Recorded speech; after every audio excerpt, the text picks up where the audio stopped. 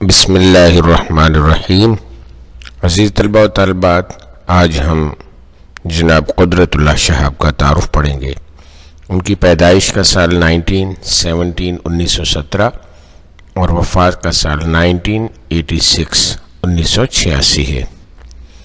قدرت اللہ شہاب گلگت میں پیدا ہوئے۔ ابتدائی تعلیم جموں میں پائی۔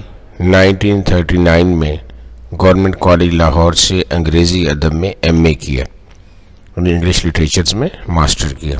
1941 میں آئی سی ایس کے مقابلے میں کامیاب ہو کر انڈین سول سروس میں شامل ہو گئے۔ قیام پاکستان کے بعد ابتدائی 2 برس حکومت آزاد کشمیر کے سیکرٹری جنرل رہے۔ اس کے بعد وزارت اطلاعات و نشریات حکومت پاکستان میں ڈپٹی سیکرٹری اور پھر جنگ میں ڈپٹی کمشنر رہے۔ 1954 سے 1962 تک گورنر جنرل غلام محمد، صدر سکندر مرزا اور صدر ایوب خان کے سیکرٹری رہے۔ 3 برس تک ہالینڈ میں پاکستان کے سفیر رہے۔ 1966 میں واپس آ کر مرکزی سیکرٹری تعلیم مقرر ہوئے۔ 1986 میں وفات پائی اور اسلام آباد میں دفن ہوئے۔ وہ زبان و بیان پر دسترس رکھتے تھے۔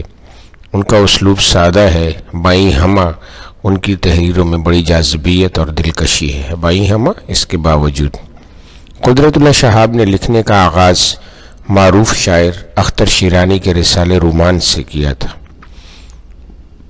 31 جنوری 31 جنوری 1959 کو رائٹرز گلڈ مارز وجود میں آیا تو وہ اس کے پہلے سیکرٹری جنرل مقرر ہوئے۔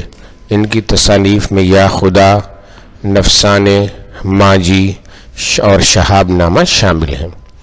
شہاب نامہ قدرت اللہ شہاب کی خود نوشت ہے، یعنی آٹوبایوگرافی ہے، جو ان کی تمام تصانیف سے بڑھ کر مقبول ہوئی۔